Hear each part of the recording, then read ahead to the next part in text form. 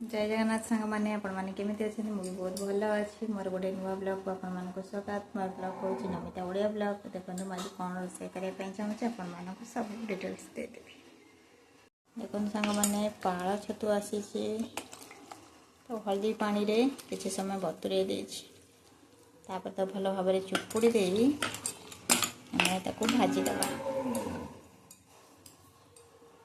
देखो सांग मैंने मोर तो हल्दी पानी रे पड़ी से काढ़ी आउ दुई थर भल पानी रे धोईकी भलसे चुपुड़ देखो तेल पकईकि से तेल पचिगला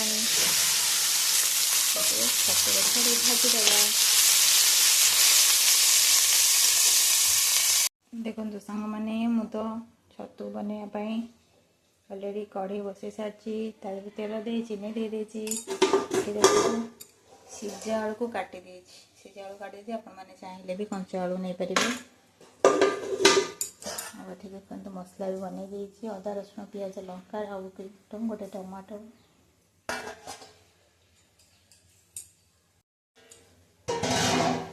सांग मैंने मोर चीनी तो हे कलर हे आसिलानी आपण पियाज पकेबनी कहीं मसला देखो पियाज टे अधिका बाटी देछि से पियाज पकाउनी आपण मैंने पियाज काटी पकई पारे।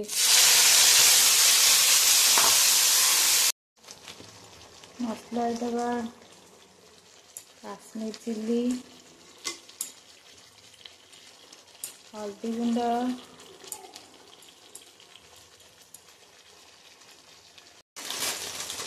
आउ स्वाद अनुसार लुण।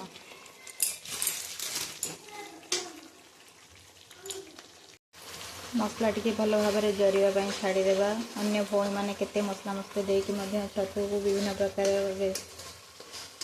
प्रकार से रोषे करुँच तो आम बेसी सब प्रकार न दे पारे भी आम हिसाब से आम जी मसला देकी रोषे करवा तो बहुत टेस्ट आसो। सीझा आलू काटिक रखी छतु भाजी दे।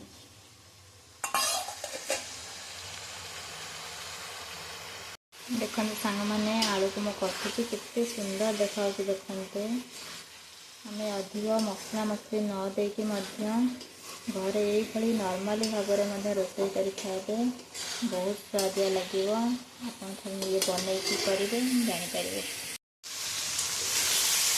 सांग मैंने मोर आलू कषा हो गला किसी पानी दे दूसरी जेहेतु मुझे डाली कर अनुसार मैं अल्प पानी दूसरी तो जितिला भाया करी जेहेतु फ्राए टे हम मैंने केवल तरकारी हिसाब से जब कर खाइबे तो अधिक पानी देवे।